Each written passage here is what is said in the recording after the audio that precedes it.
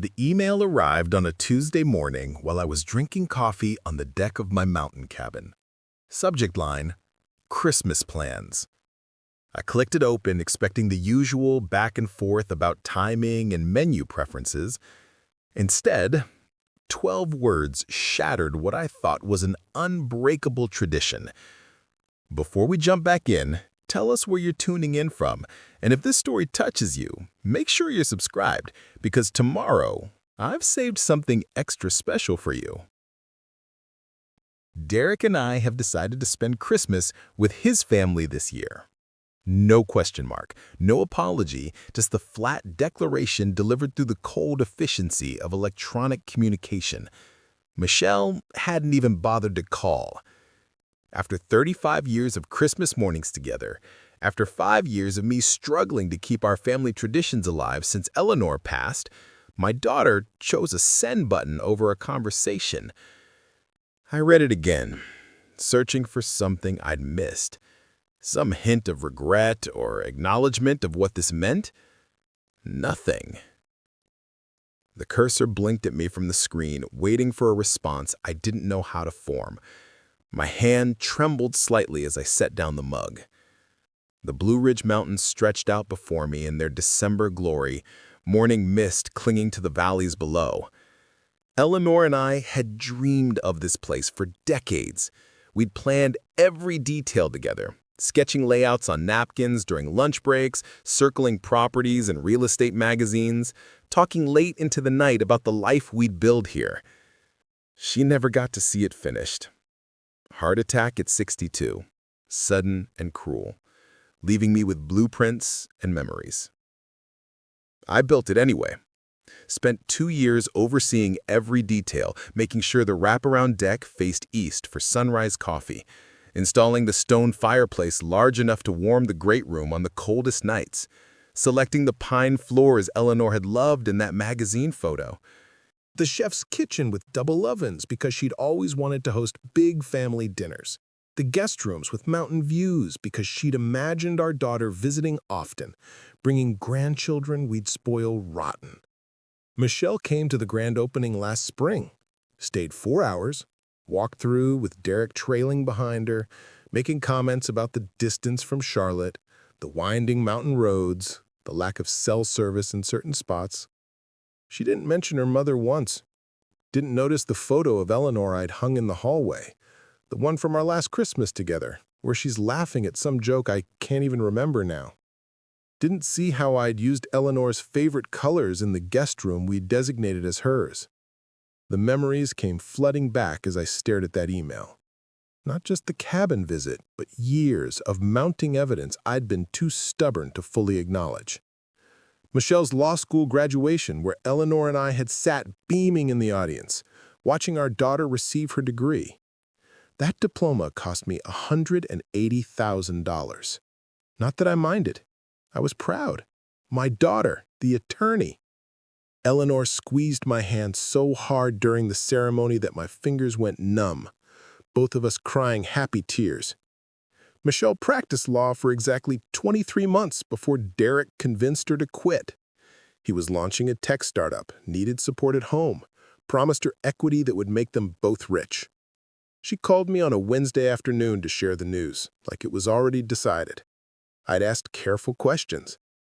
What about the career you worked so hard for? What about the cases you'd told me about, the clients who needed you? She'd brushed it all aside. Derek needed her. This was their future. Everything would work out. The startup folded 18 months later.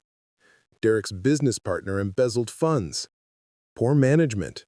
Bad timing. The explanations varied depending on who was telling the story. What remained constant was the phone call that came next. Dad, we need help. Just to get back on our feet. Just until Derek finds the right opportunity. $95,000 I transferred from my consulting account. Money I'd earned designing water treatment systems for 3 different municipalities. Money that disappeared into credit card debt and car payments and a lifestyle they couldn't actually afford. I gave it freely. That's what fathers do. That's what Eleanor would have wanted. I could hear her voice in my head during that wire transfer.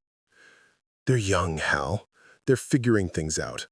We struggled too, remember? But we hadn't struggled like this. We'd lived within our means, saved carefully, made sacrifices."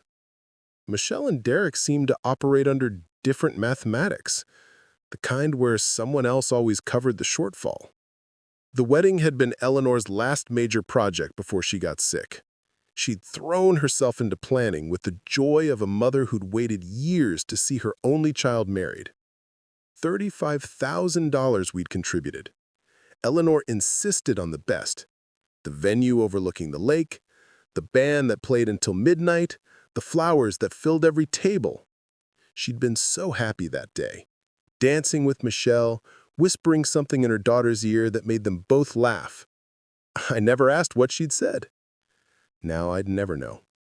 Derek's parents had contributed their presence and their judgment. His father made passive comments about the venue being nice for what it was. His mother asked Eleanor repeatedly if she was sure about the menu choices, suggesting alternatives that cost 3 times as much.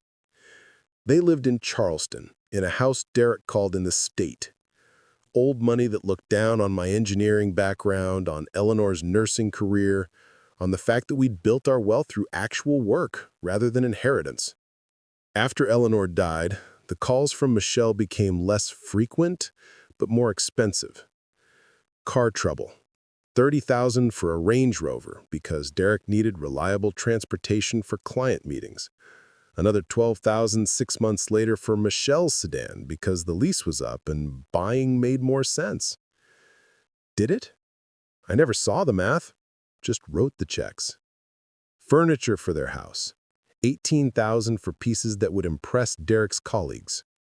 Medical bills, legal fees, emergency after emergency that somehow always required exactly the amount I'd recently mentioned having available.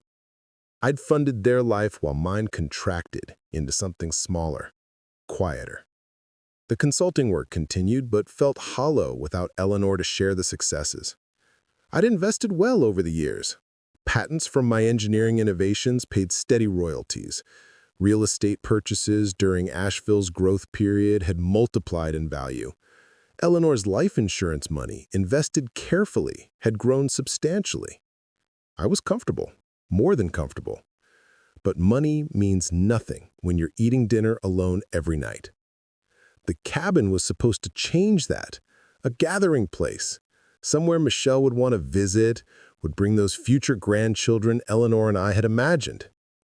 I'd furnished the guest rooms with care, stocked the kitchen with everything needed to cook the big family meals Eleanor had planned, built a fire pit outside where we could roast marshmallows and tell stories under the stars. Michelle had been here once in 8 months, 4 hours of polite comments and checking her phone. Derek had taken a business call on the deck, talking loudly about deals and opportunities while I tried to show Michelle the hiking trails her mother and I had walked together during the planning phase. Now this email. Flat. Final. Choosing Derek's family over the father who'd made everything in her life possible. Choosing Charleston society over Blue Ridge simplicity. Choosing people who'd never sacrificed a single thing for her over the man who'd given everything. I walked back inside and pulled out my phone. Scrolled to Vince's number. My younger brother had watched this pattern develop over years, biting his tongue for my sake and Eleanor's memory. Time to stop biting.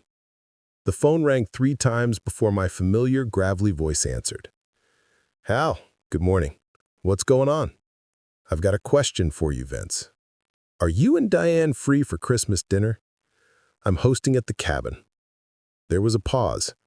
Thought you were doing Christmas with Michelle. Change of plans. She's decided to spend it with Derek's family in Charleston instead. The silence stretched longer this time. When Vince spoke again, his voice carried an edge I recognized. That girl doesn't know what she's throwing away. Maybe not, but I'm done waiting for her to figure it out. Will you come? Hell yes, we'll come. And Hal, it's about damn time you did this. Preparing and narrating this story took us a lot of time, so if you are enjoying it, subscribe to our channel. It means a lot to us. Now back to the story. After we hung up, I stood in the great room Eleanor and I had designed together. The cathedral ceiling with exposed beams, the floor-to-ceiling windows framing mountain views that took my breath away every morning. The stone fireplace waiting to warm a house full of people who actually wanted to be here. This wasn't just a cabin. It was a testament to two people who'd worked their entire lives to create something beautiful. Eleanor deserved to have it filled with laughter and love, even if she couldn't be here to see it. I pulled up my contacts and started making calls. Frank and Carol Delgado, friends since our kids were in elementary school together. Janet and Stephen Park, colleagues who'd celebrated every career milestone with us.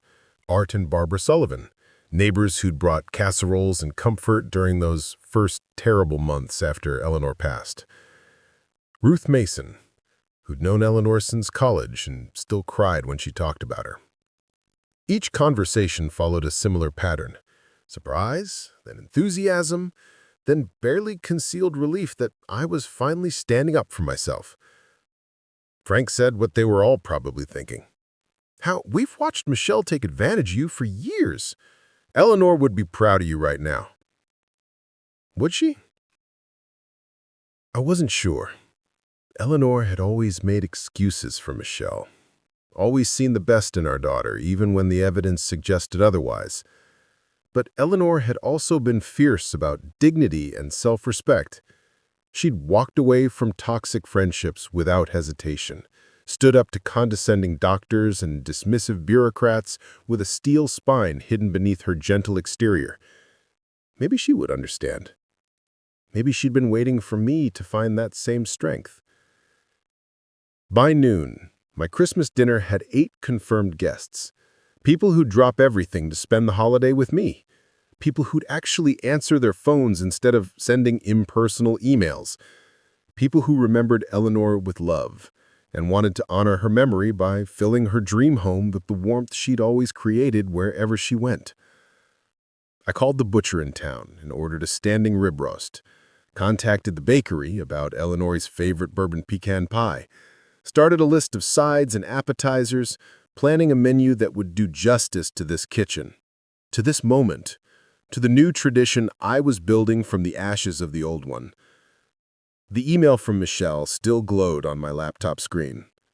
12 words that had tried to diminish me, to reduce me to an afterthought in my own daughter's life. But looking around this cabin, thinking about the people who'd said yes without hesitation, I realized something had shifted. For the first time since Eleanor died, I felt something other than grief and obligation. I felt free. Tomorrow, the real preparation would begin. Tonight, I'd sit on this deck Eleanor and I had designed together, watch the sunset paint the mountains in gold and purple, and toast the memory of a woman who'd taught me that love should never require you to abandon your dignity. She'd given me 37 years of partnership built on mutual respect and genuine affection. It was time I stopped accepting anything less from anyone else, including the daughter we'd raised together. The mountains held their secrets in the gathering dusk. Somewhere in those valleys, other families were probably navigating their own complicated relationships, their own moments of choice between obligation and self-respect. I'd made mine. The cabin would be filled with laughter and love this Christmas. Michelle had made her choice too. She just didn't know yet what it would cost her. Wednesday morning arrived with frost coating the deck railings and the smell of pine drifting through the cabin windows. I'd slept better than I had in months, waking with a clarity of purpose that felt almost foreign after years of emotional fog. The guest rooms needed fresh linens, the fireplace needed wood stacked and ready. The kitchen required the kind of deep organization Eleanor had always insisted upon before hosting. I started with the bedrooms, pulling crisp white sheets from the linen closet and making up each bed with hospital corners Eleanor had taught me decades ago. The guest room we designated for Michelle remained untouched. I paused at the doorway, looking at the pale blue walls Eleanor had chosen because Michelle loved that color as a child. The framed photos on the dresser showing 3 generations of women, Eleanor's grandmother, Eleanor, and Michelle at various ages. The quilt Eleanor's mother had sewn, meant to be passed down when Michelle had daughters of her own. I closed the door quietly and moved to the next room. Frank Delgado called around 10, his voice warm with an enthusiasm I hadn't heard from him in years. Carol wants to know what she can bring. Also, we were thinking, what if we invited the Hendersons? They're usually alone for Christmas since their kids moved to Seattle. The Hendersons. George and Marie, retired teachers who'd been friends with Eleanor through the local historical society. Good people who'd sent cards faithfully after Eleanor passed, who checked on me during those first brutal holidays. Absolutely. Call them. The more the merrier. After hanging up, I realized what was happening.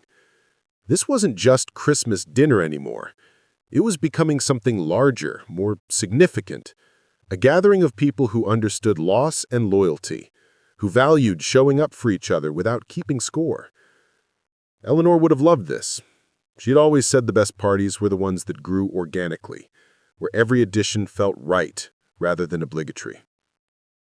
I drove into town to pick up supplies, navigating the winding mountain roads with the ease of someone who'd made this trip hundreds of times. Asheville in December carried a magic Eleanor adored, the downtown streets decorated with lights, the smell of roasting chestnuts from street vendors, the way the cold mountain air made everything feel crisp and alive.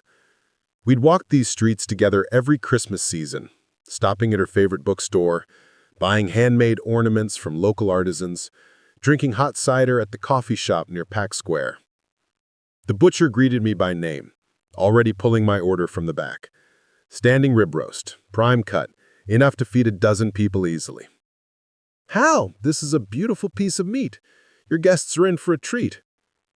Eleanor would have approved, I said, surprising myself with how easily her name came now. She always said Christmas dinners should be memorable. The butcher, a man in his 50s who'd known Eleanor through church, smiled with genuine warmth. She had strong opinions about holiday meals. I remember her coming in here one year, must have been 10 years back, and lecturing me for 20 minutes about the importance of proper aging. That sounds like her. We all miss her around here. But it's good to see you doing something special. She'd want that for you. The bakery visit took longer because Ruth Mason had called ahead and added her own order to mine. 3 bourbon pecan pies instead of 1, plus a chocolate torte and something she called Eleanor's Divinity Fudge that apparently required a family recipe. The baker, a young woman who'd apprenticed under a pastry chef Eleanor admired, packed everything carefully while talking about proper storage and reheating instructions. At the wine shop, I selected bottles with actual thought instead of just grabbing whatever was on sale. A Napa Cabernet that Eleanor and I had discovered on our 20th anniversary trip to California. A Pinot Noir from Oregon that the shop owner recommended for the rib roast. Champagne for toasting because this felt like an occasion that deserved celebration. This was about honoring something important. Driving back up the mountain with the truck bed full of supplies, I felt something shifting in my chest. Not the heavy grief that had lived there since Eleanor passed, but something lighter. Anticipation, maybe. The sense that life could still hold moments worth savoring, even without the person who'd made everything worth savoring in the first place. My phone buzzed as I pulled into the cabin driveway. Text message from Michelle. Finally. "Dad, I'm sorry I sent an email. I should have called. But Derek's parents have been planning this for months and it means a lot to him.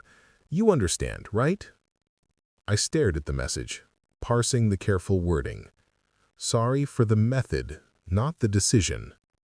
Derek's parents planning, not Derek and Michelle planning together.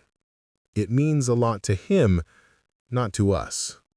And that final question, seeking absolution, permission to feel okay about choosing someone else's family over her own father. I typed a response and deleted it. Typed another and deleted that too. Finally settled on something simple. I understand perfectly. Enjoy your holiday. 3 dots appeared immediately, indicating she was typing. They disappeared. Appeared again. Disappeared. Whatever she wanted to say, she couldn't find the words. Or maybe she finally realized there were no words that would make this acceptable. I carried the groceries inside and began the methodical work of preparing. The rib roast went into the refrigerator after I'd rubbed it with Eleanor's spice blend, the one she'd perfected over years of experimentation. Garlic, rosemary, black pepper, and something she'd called her secret ingredient that turned out to be just a touch of coffee grounds for depth. The vegetables got washed and sorted. The potatoes, Yukon Gold, because Eleanor insisted they had the best texture, went into the pantry. The dinner rolls I'd ordered from the artisan bakery got tucked into the freezer. By late afternoon, the cabin looked like something from a magazine spread. Wood stacked perfectly beside the fireplace, candles arranged on the mantel. The dining table, a massive piece of walnut that had cost more than my first car, set with Eleanor's good china. Not the everyday dishes, but the Lenox pattern she'd inherited from her grandmother, the one she only brought out for truly special occasions. 12 place settings, because George and Marie Henderson had accepted immediately when Frank called, their voices apparently cracking with gratitude at being included. Vince arrived around 5 with Diane, both of them carrying overnight bags because the drive back to their place in Hendersonville was tricky after dark on mountain roads. Diane took one look at the setup and burst into tears. "Oh, Hal, Eleanor would be so proud of you right now." Vince gripped my shoulder, his jaw tight with emotion he didn't quite know how to express. "You did good, brother. Real good." We sat on the deck despite the cold, drinking bourbon and watching the sunset paint the mountains in shades of amber and rose. The kind of evening Eleanor had loved, when the temperature dropped, but the sky delivered a show worth enduring the chill. Vince asked the question I'd been waiting for. How did Michelle take it? I showed him her text message. He read it twice, then handed my phone back with a disgusted shake of his head. It means a lot to him. Not even pretending it's her choice, too. "Derek's always been good at making his priorities her priorities," Diane said quietly. "Remember when she quit law? That wasn't really her decision either, if you paid attention." I'd paid attention. I'd just chosen to interpret it charitably, to believe Michelle was exercising her own agency rather than bending to someone else's will. But looking back with clear eyes, the pattern was unmistakable. Derek suggested things, and Michelle rearranged her life to accommodate them. Law career sacrificed, relationships with college friends gradually abandoned, family visits becoming less frequent, shorter, more strained. After Eleanor died, it got worse. Michelle had called the day of the funeral to say they might not make it because Derek had an important meeting, a meeting that apparently couldn't be rescheduled even for his wife's mother's burial. They'd shown up 2 hours late, missed the service entirely, arrived for the reception with apologies that felt rehearsed. Derek had spent most of the time on his phone in the corner, while Michelle made awkward conversation with relatives she barely saw anymore. I'd told myself she was processing grief differently, that some people couldn't handle emotion and needed distance to cope. But Diane was right. This wasn't Michelle's coping mechanism. This was Derek's control, and Michelle had become so accustomed to it that she couldn't see the cage anymore. "Eleanor saw it," Vince said, reading my thoughts. "Last Christmas, she pulled me aside at dinner and said something was wrong. Said Michelle seemed smaller somehow, like she was shrinking into herself. She never told me that. Because she didn't want to worry you, and because she thought there was still time to reach Michelle, to pull her back before it went too far. But there hadn't been time. 3 months after that Christmas, Eleanor was gone, and whatever intervention she was planning died with her. Michelle had sobbed at the funeral, genuine tears that suggested real grief. But within weeks, the calls started coming again. "Dad, we need help with this bill. "Dad, can you cover that expense?" The grief transformed seamlessly into another opportunity to extract resources without offering anything in return. Diane stood and walked to the deck railing, looking out at the darkening mountains. "You're doing the right thing, Hal. I know it doesn't feel good right now, but you're doing exactly what Eleanor would want. You're choosing yourself for once. You're honoring this beautiful place she helped create by filling it with people who appreciate what you've built." The words settled over me like a benediction. Choosing yourself. Such a simple concept, yet so foreign after decades of putting others first. Putting Michelle first, putting her needs and wants and endless requests ahead of my own peace, my own dignity, my own right to be valued as more than a source of funding. We moved inside as the temperature dropped further, building a fire that crackled and popped while we talked about Eleanor, about memories before everything got complicated. Diane shared a story I'd never heard about Eleanor defending her in a PTA meeting when some other mothers were being judgmental about her decision to work full-time. Vince recalled a camping trip from our childhood, where Eleanor, still my girlfriend then, had outsmarted a black bear trying to get into our food supplies. These were the stories Michelle should have been here to hear, the ones that would have filled in the gaps of her understanding about who her mother really was, beyond the role of mom.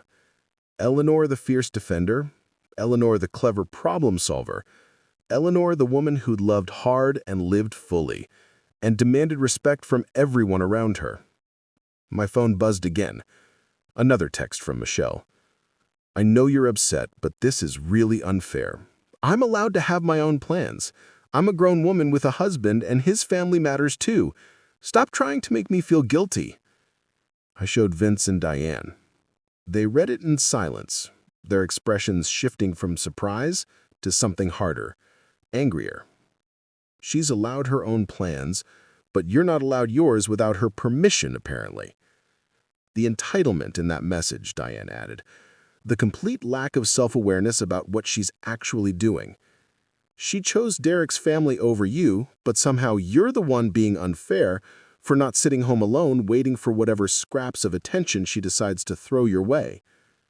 I didn't respond to the text, didn't engage with the manipulation hiding in that phrase about making her feel guilty. I wasn't making her feel anything. Her conscience, assuming she still had one, was doing that work all by itself.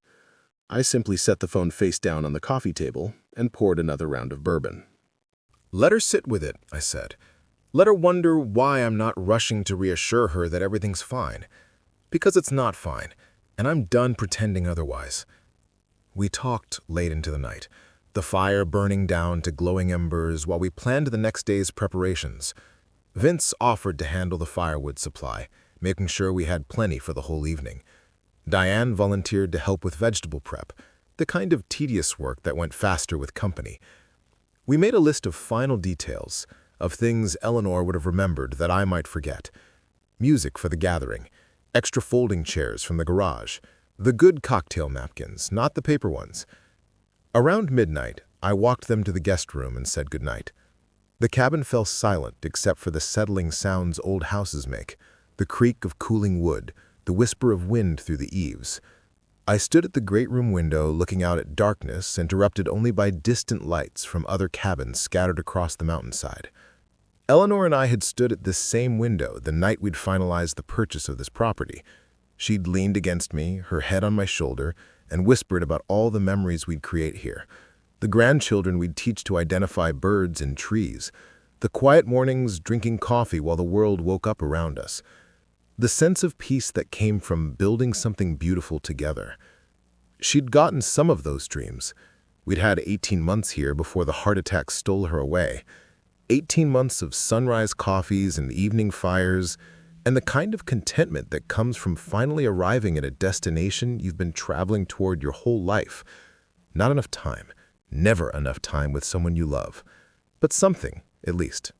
Better than nothing.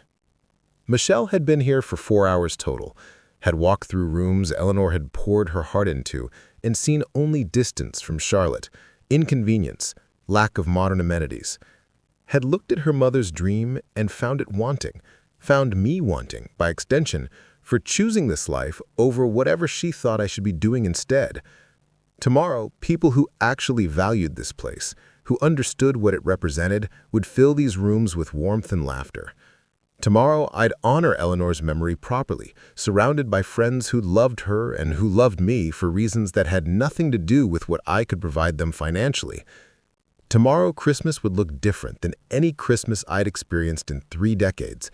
And for the first time since Eleanor died, I wasn't dreading the holiday. I was actually looking forward to it. Christmas Eve morning broke clear and cold, the kind of mountain weather that made everything feel sharper, more alive. I woke to sunlight streaming through the bedroom windows and the smell of coffee brewing automatically in the kitchen, a timer I'd set the night before. For a moment, half awake, I reached across the bed expecting to find Eleanor there. The emptiness hit like it always did, that split second of forgetting before memory crashed back in. But today it felt different. The sadness was there, would always be there, but it didn't swallow everything else. Today there was purpose. People were coming. The cabin would be filled with voices and warmth and the kind of celebration Eleanor had always created wherever she went. Vince was already up when I emerged from the bedroom, standing at the kitchen counter with his own coffee mug and looking out at the view. He turned when he heard me, his expression softer than usual. "Diane's still asleep. Woman could sleep through a train wreck." He gestured toward the mountains with his mug. "This never gets old, does it? Waking up to this?" Eleanor used to say it was better than any painting because it was always different. Different light, different clouds, different seasons. She was right. He paused, choosing his words carefully. "How are you doing, Hal? Really doing? Better than I expected? Worse than I probably should be? It's complicated. It's allowed to be complicated. You're cutting off your daughter 3 days before Christmas. That's not easy, even when it's the right thing to do." We worked in comfortable silence, preparing the house for guests who would arrive in a few hours. Vince handled the fireplace, building a proper base for the fire that would burn all evening. I focused on the kitchen, pulling out Eleanor's recipes written in her neat handwriting, faded index cards stained with years of use, her pot roast instructions, her technique for getting the horseradish cream sauce just right, little notes she'd added in the margins. More garlic than you think. Let it rest longer than seems reasonable. Diane emerged around 9, immediately taking over vegetable prep with the efficiency of someone who'd spent decades hosting her own gatherings. She'd brought her own apron, a cheerful red and green plaid that Eleanor would have loved. The 3 of us moved around the kitchen in synchronized chaos, the kind that happens when people know each other well enough to not need constant communication. My phone rang around 10. Michelle. I stared at the screen, watching it buzz against the counter. Vince and Diane both looked up, their hands stilling in their work. "You going to answer that?" Vince asked. "I don't know what there is to say." "Maybe that's your answer right there." The call went to voicemail. A minute later, a text notification appeared, then another, and another. I picked up the phone and scrolled through them, my jaw tightening with each message. "Dad, please pick up. We need to talk about this. I don't understand why you're being so stubborn. I told you Derek's parents planned this months ago. You're acting like I committed some terrible crime. I'm just trying to balance 2 families. Fine, don't answer. But you should know Derek's parents are asking questions about why you're not coming to Charleston with us. It's embarrassing." The last message sat there, glowing with audacity. She'd made her choice, informed me via impersonal email, and now my absence from her alternative celebration was somehow my fault, somehow embarrassing her in front of the in-laws who'd never thought I was good enough for their precious son to marry into anyway. I showed the messages to Vince and Diane. Diane's face flushed with anger. She's embarrassed? She's worried about what Derek's parents think? What about what you think, Hal? What about your feelings? "Those have never been part of the equation," I said quietly. "I've been funding her life for 35 years, but my actual emotions have never factored into her decision-making." Vince took the phone from me and read the messages again, his expression growing darker. "She doesn't even see it. She genuinely doesn't understand why you'd be hurt. To her, you're just being difficult for no reason." Should I respond? Diane shook her head firmly. "Not yet. Let her sit with the silence. Let her realize that her father isn't going to jump every time she snaps her fingers. You've trained her to expect instant responses, instant forgiveness, instant funding. Break the pattern." She was right. Every time Michelle reached out, I responded immediately. Every crisis got my instant attention. Every request received rapid consideration and usually approval. I'd conditioned her to believe that my time, my resources, my emotional energy were infinitely available on demand. No wonder she couldn't comprehend why I wasn't behaving according to script now. I set the phone aside and returned to cooking. The rib roast went into the oven, properly seasoned and ready for its slow transformation. The potatoes got peeled and quartered. The green beans, fresh from the farmer's market, sat waiting to be trimmed. Physical work, methodical and soothing. The kind of tasks that let your mind wander while your hands stayed busy. Ruth Mason arrived first, precisely at noon, arms loaded with her promised desserts and a bottle of wine that she announced was from Eleanor's favorite vineyard. She'd clearly dressed for the occasion, wearing a burgundy sweater that Eleanor had once complimented and pearl earrings that caught the light. "Hal, this place—" Ruth set down her packages and turned in a slow circle, taking in the great room. "I've seen the photos, but they don't capture it. Eleanor's presence is everywhere." I'd worried about that. Worried that people would walk in and feel only the absence, only the ghost of the woman who should have been here. But Ruth was right. Eleanor's taste, her eye for detail, her insistence on creating spaces that felt warm rather than impressive, it all showed. This wasn't a show place. It was a home. The others arrived in clusters over the next hour. Frank and Carol Delgado carrying a green bean casserole that Carol swore was made from Eleanor's recipe, though she'd adjusted the onions. Janet and Stephen Park with a case of craft beer from a local brewery. Art and Barbara Sullivan with fresh bread from the bakery downtown, still warm from the oven. George and Marie Henderson, the last to arrive, apologizing for being late, though they were actually right on time. The cabin filled with noise and laughter, with people hugging and catching up and admiring the house. Someone put music on, jazz standards that Eleanor had loved. Glasses appeared in hands. The smell of roasting meat filled the air, mixing with wood smoke from the fireplace and the pine scent from the wreath Diane had hung on the front door. Ruth, bless her, she had her phone out constantly, documenting everything.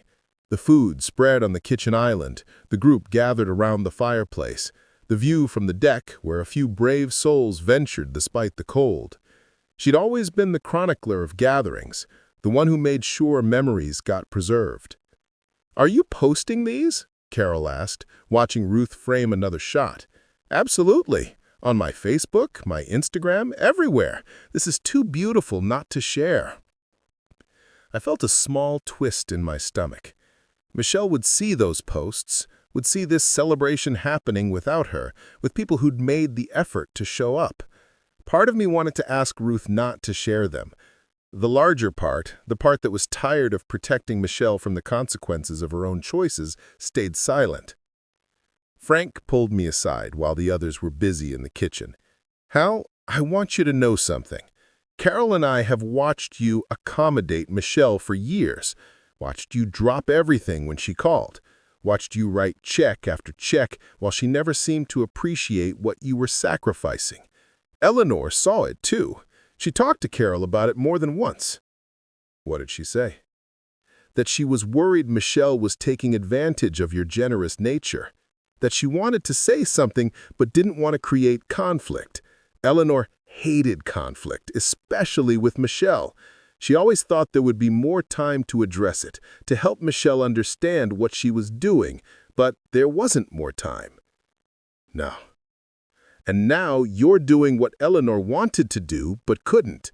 You're setting a boundary. You're demanding respect. That takes real courage, Hal. Don't let anyone tell you otherwise." The validation meant more than I could express. These people had known Eleanor, had loved her, had watched our marriage with the kind of attention that comes from genuine friendship. If they thought I was honoring her memory rather than betraying it, maybe I could trust that instinct myself. My phone buzzed again. I pulled it out, already knowing who it would be, Michelle. But this time it wasn't a text, it was a poto. Michelle and Derek, dressed formally, standing in what looked like an elaborate foyer, crystal chandeliers, marble floors, the kind of ostentatious wealth that Derek's family wore like armor, both of them smiling for the camera, Derek's arm around Michelle's waist in a possessive grip that made me uncomfortable even through a screen. The caption read, "Getting ready for Christmas Eve dinner at the Coopers. Wish everyone could experience this kind of elegance and tradition." I stared at that message, parsing its layers. The implied comparison, suggesting that whatever I was doing couldn't match this elegance. The everyone, carefully avoiding saying you specifically because that would be too obviously pointed. The presentation of Derek's family traditions as superior, more valuable, more worthy of her time and presence. Vince appeared at my elbow. "What's she doing now?" I showed him the photo. He studied it for a long moment, then handed the phone back with disgust. "She's trying to make you jealous, trying to prove she made the right choice by showing you what you're missing. Classic manipulation tactic. Is it working? Are you jealous of marble floors and fake smiles?" I looked around the cabin. At Ruth, laughing with Barbara over some shared memory. At Frank and Stephen, deep in conversation about fishing spots they wanted to try come spring. At Carol and Diane, working together in the kitchen, moving with the ease of old friends. At Art, building up the fire while George told some story that had everyone within earshot grinning. Not even a little bit. Then she failed. Again. I slipped the phone into my pocket and rejoined my guests. Someone had opened another bottle of wine. The cheese board Ruth brought was being demolished. The conversation flowed easily, naturally, the way it does when people genuinely enjoy each other's company. No performance, no competition, no subtle jockeying for status. Just people being present with each other. Janet Park caught my eye from across the room and raised her glass in a silent toast. I returned the gesture, understanding passing between us without words. She'd lost her own mother last year, had navigated the first holidays without that foundational presence. She understood what this gathering meant, what it cost, what it celebrated. Around 4 o'clock, as the winter light started fading and the mountain shadows grew longer, I checked on the roast. Perfect. The meat thermometer showed exactly the temperature Eleanor's recipe called for. I pulled it from the oven and set it on the counter to rest, tented with foil the way she'd always insisted. Diane appeared beside me, studying the roast with appreciation. "Eleanor taught you well." She tried. I never had her touch with cooking, but I paid attention. "You paid attention to everything about her. That's why you're doing this, Hal. You're honoring the life you built together by refusing to accept less than you deserve." She'd be so proud. I hope so. Some days I'm not sure. Some days I wonder if I'm being selfish, if I'm punishing Michelle for not being perfect. Diane turned to face me directly, her expression serious. "Hal, you funded her entire adult life. You paid for her education, her wedding, her cars, her furniture, her husband's failed business ventures. You've been there for every crisis, every need, every whim. And in return, she sent you an email saying she'd rather spend Christmas with people who've never sacrificed anything for her. That's not about perfection. That's about basic human decency, and she failed the test." The gathering moved naturally toward dinner. People found seats around the long table, the one Eleanor and I had chosen together specifically for moments like this. The good china gleamed under the chandelier light. The crystal glasses caught and reflected the flames from the fireplace. Steam rose from serving dishes passed hand to hand. Voices overlapped in the comfortable chaos of shared meals. I took my place at the head of the table, Eleanor's empty chair to my right, a presence rather than an absence. Vince raised his glass and cleared his throat. "To Eleanor, who taught us all what it means to create a home filled with love. And to Hal, who's honoring her memory by filling this beautiful place with people who understand what really matters." The glasses clinked around the table. Someone said, "Here, here." The meal began. And for a moment, I closed my eyes, letting the sounds and smells wash over me. Laughter, silverware against china, the crackle of the fire, the smell of good food and better company. My phone buzzed in my pocket. I ignored it. Whatever Michelle wanted could wait. This moment, these people, this choice to honor myself and Eleanor's memory, that couldn't wait. That was happening now, and I was finally present for it. The dinner stretched into evening. Plates emptied and refilled, wine bottles opened and drained, conversations weaving from topic to topic with the fluid ease of people who trusted each other enough to be completely themselves. George Henderson told the story of how he'd proposed to Marie on a ski lift, both of them terrified of heights, but too stubborn to admit it. Carol Delgado shared memories of Eleanor organizing the entire neighborhood to fight a zoning change that would have destroyed the community park. Stories layered upon stories, building a tapestry of shared history and genuine connection. Around 8 o'clock, my phone started ringing. Not buzzing with texts, but actually ringing. The sound cutting through the conversation like a knife. I pulled it from my pocket and saw Michelle's name flashing on the screen. Everyone at the table noticed the sudden shift in atmosphere, the way conversations died mid-sentence as they watched me stare at the device. "You don't have to answer that," Ruth said quietly. But I found myself standing, walking toward the office Eleanor had helped me design, the one with built-in bookshelves and a view of the valley below. I closed the door behind me and answered on the 5th ring. "Hello, Michelle." "Dad, finally!" Her voice carried an edge of irritation masked as relief. "I've been trying to reach you all day." "I've been hosting Christmas Eve dinner." I kept my tone neutral, factual. "Right. I saw Ruth's pictures on Facebook. She posted..." An uncomfortable pause. "Look, I need to talk to you about something important." "I'm listening." "Derek's parents want to know why you're not here. They've been asking questions, and it's putting me in a really awkward position." I waited, letting the silence stretch. When she didn't continue, I prompted her. "And what have you been telling them?" "That you had other plans. But Dad, they're offended. They think you don't value their invitation, that you're snubbing them somehow." The absurdity hung in the air between us. She'd uninvited me from Christmas with an impersonal email, and now I was somehow the villain for not attending a gathering at her in-laws' house that I'd never been invited to in the first place. "Michelle, let me make sure I understand this correctly. You sent me an email saying you'd decided to spend Christmas with Derek's family. You made no mention of me being included in those plans. And now you're upset because I'm not there? That's not what I said. You're twisting my words." "Then clarify them for me. What exactly are you saying?"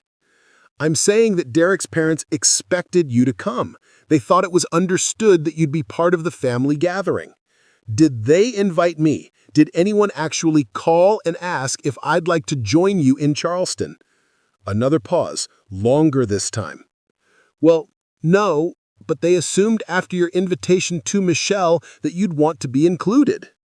"I had no invitation to extend to you, Michelle." You told me you were spending Christmas with them. That was the entirety of the communication. Her voice shifted, taking on the wheedling tone I'd heard 1,000 times before. "Dad, you're being difficult. You'd know what I meant. We could have worked something out if you just talked to me instead of making these other plans out of spite." Out of spite? The accusation landed with such casual cruelty that it took my breath away for a moment. As if hosting a dinner party with friends who actually wanted to spend time with me was somehow an act of aggression against her. "I made plans with people who value my company, Michelle. That's not spite. That's self-respect. So this is about punishing me, making some kind of point. No, this is about me finally understanding that I deserve to spend holidays with people who want me there, not people who see me as an obligation or a funding source." "A funding source?" Her voice rose with indignation. "How can you say that? I'm your daughter. I love you." "When was the last time you called just to see how I was doing? Not because you needed money or help with something, but just to talk. Silence. The kind that speaks louder than any words. When was the last time you visited the cabin without checking your phone every 5 minutes? When was the last time you asked about my life, my interests, my feelings about anything? That's not fair. I've been busy with my own life. Exactly. Your own life, which I've funded at every turn while receiving nothing in return except demands for more. I heard voices in the background on her end. Derek's parents, probably, asking questions. Michelle's voice became muffled as she covered the phone, speaking to someone else. When she came back, the wheedling had been replaced by something harder.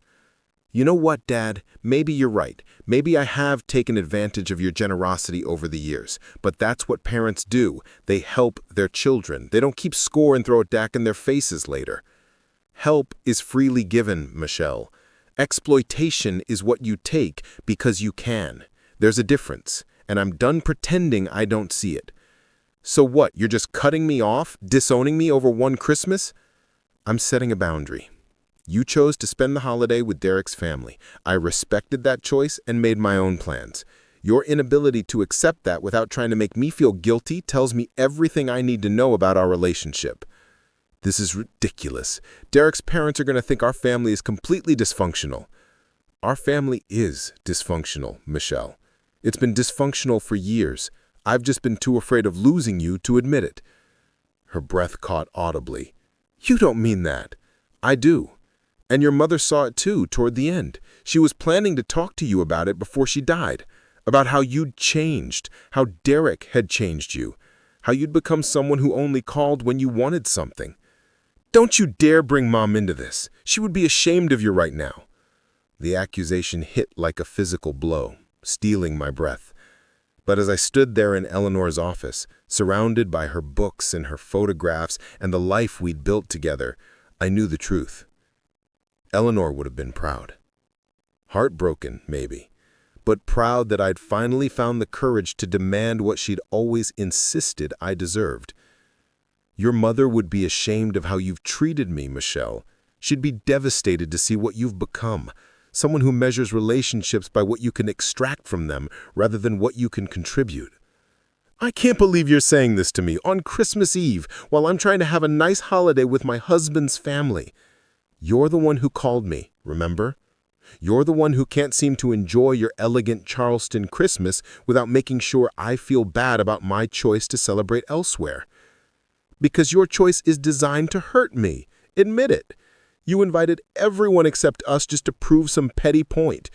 I invited people who actually want to spend time with me. You're not on that list because you made it very clear you had other priorities. I'm simply respecting your decision. Fine. She spat the word like venom. You want to spend Christmas with your friends instead of your family? Go ahead, but don't come crying to me when you realize you've destroyed our relationship over nothing. Over nothing? As if 35 years of one-sided sacrifice and unconditional funding were nothing. As if my feelings, my dignity, my right to be valued as a human being rather than a resource were nothing.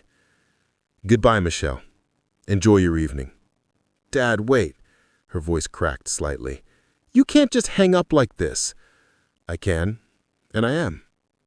When you're ready to have a real conversation about our relationship, one where you actually listen instead of just waiting to tell me why I'm wrong, you know where to find me. I ended the call before she could respond, before the old patterns could reassert themselves, before I could be drawn back into the cycle of guilt and obligation that had defined our relationship for so long.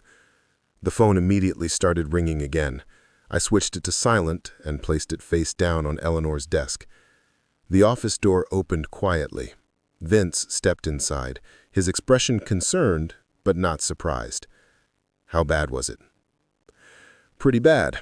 She accused me of destroying our relationship, of making me look bad in front of Derek's parents, of betraying her mother's memory. Classic manipulation playbook. Make you the villain for refusing to be the victim anymore.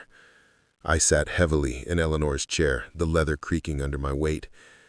Am I doing the right thing, Vince? Really? He pulled up the other chair and sat facing me, his elbows on his knees, his expression serious. Let me ask you something. If Eleanor were still alive, would Michelle be treating you this way? Probably not. Eleanor wouldn't have tolerated it. Exactly.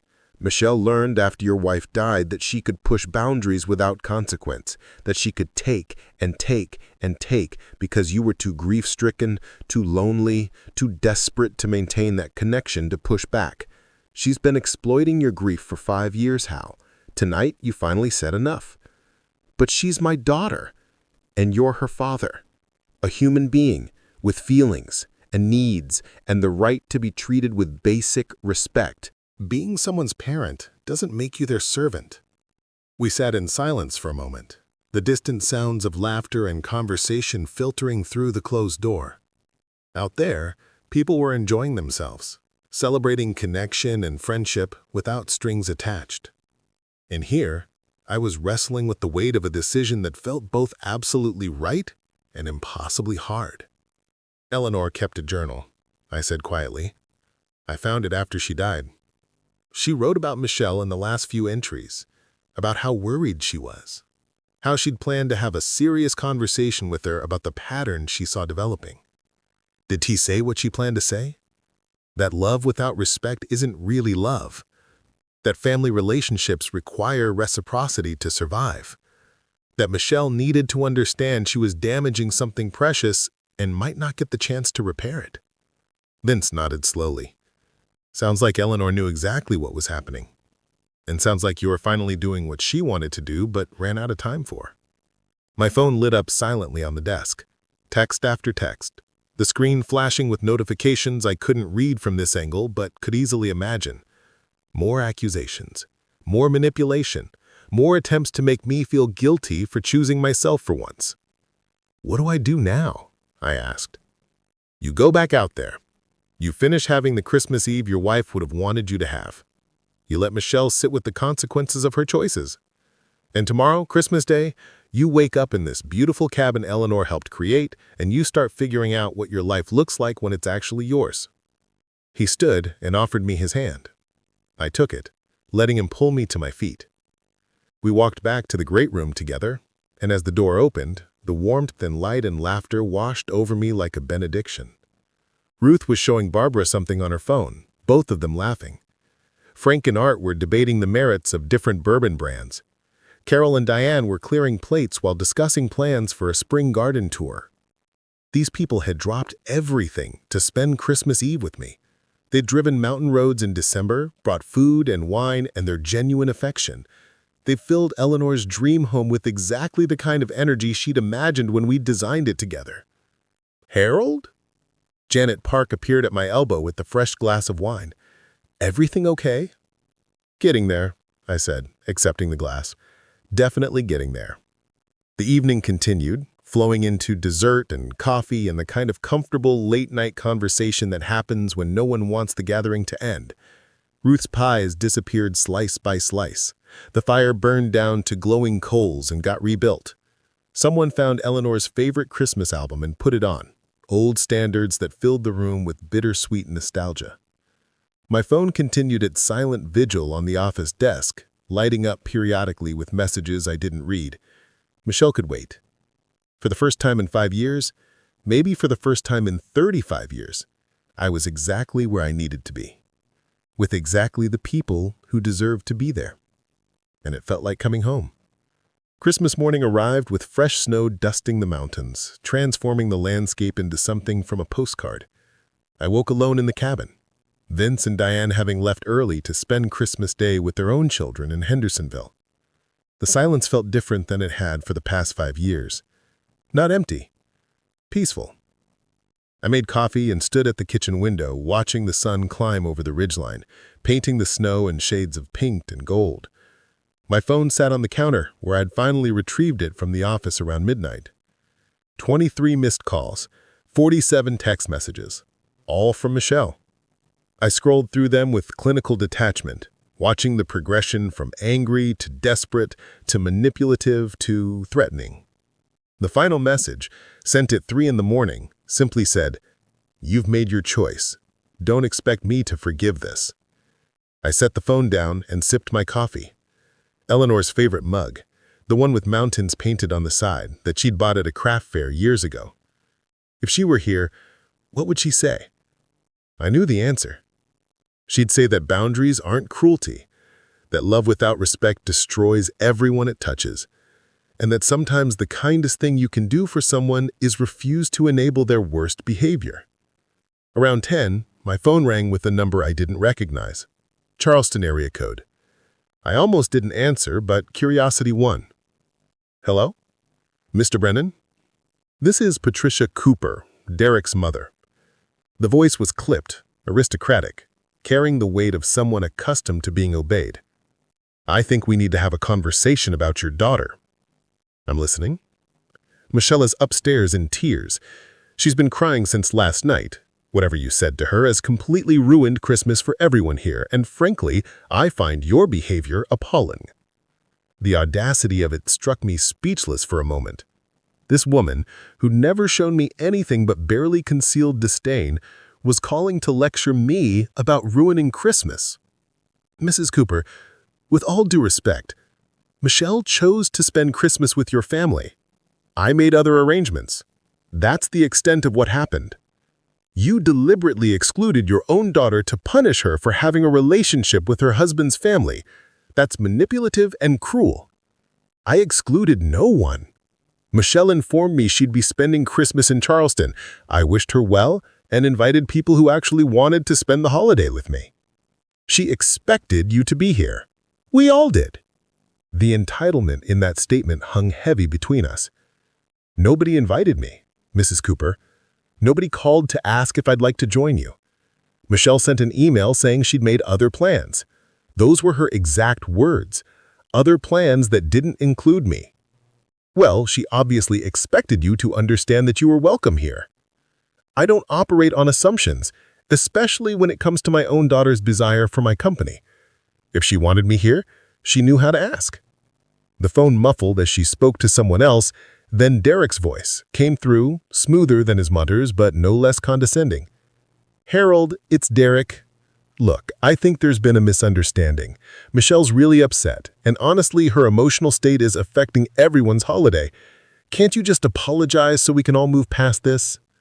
Apologize for what, exactly? For whatever you said that made her cry, for being stubborn about Christmas plans, for making this harder than it needs to be. I took a deep breath, looking out at Eleanor's mountains, at the life we'd built together, at the peace I'd finally found after years of being treated like nothing more than a funding mechanism. Harold, your father. You're supposed to be the bigger person. I am being the bigger person. I'm refusing to let guilt and obligation destroy what's left of my dignity. If Michelle wants a relationship with me, she knows where to find me. But it's going to be a relationship built on mutual respect, not just my endless accommodation of her needs. So you're really gonna let this ruin your relationship with your only child over one Christmas? This isn't about one Christmas, Derek. This is about 35 years of taking without giving back. This is about Eleanor dying and Michelle treating me like an ATM with a pulse. This is about me finally understanding that I deserve better. I hung up before he could respond. The phone immediately began ringing again. I switched it off completely and set it face down on the counter. The cabin fell silent, except for the crackle of the fire I'd built in the stone fireplace. I walked through rooms Eleanor had designed, touching surfaces she'd chosen, looking at photographs documenting a life built on genuine partnership and mutual respect. This was her legacy, not just the physical space, but the values she lived by, values I'd lost sight of in my desperation to maintain a connection with Michelle at any cost. Ruth had sent me copies of the photos from last night. I scrolled through them on my laptop, seeing my own face in image after image, relaxed, smiling, present. When was the last time Michelle had seen me look like that? When was the last time I'd felt that kind of genuine joy in her presence? The truth settled over me with the weight of fresh snow. I hadn't lost my daughter last night. I'd been losing her for years, piece by piece, as she'd transformed into someone who saw me only as a resource to be exploited. What I'd lost was the illusion that things might somehow change on their own, that love alone would be enough to bridge the gap between who she'd become and who I needed her to be. Around noon, I bundled up and walked the trail behind the cabin, the one Eleanor and I had hiked together dozens of times. The snow crunched under my boots. The air bit at my lungs. The mountains stood silent and eternal, indifferent to human drama, offering perspective through their sheer permanence. When I returned, cold and clear-headed, I made myself Christmas dinner. Not the elaborate feast from last night, but something simple. A steak, a baked potato, a salad. I set one place at the long table, poured a glass of the good wine, and ate slowly, savoring each bite. This was my life now. Quiet, peaceful, free from manipulation and guilt, free from the constant calculation of how much would be enough to buy temporary affection, free from the exhausting work of pretending that one-sided relationships were sufficient.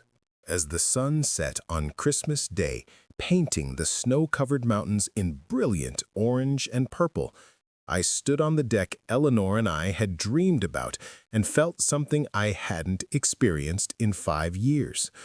Hope. Hope that the future held more moments like last night, surrounded by people who valued me. Hope that I could build a life worthy of Eleanor's memory. Hope that Michelle might eventually understand what she'd thrown away and find the courage to become someone capable of genuine relationship.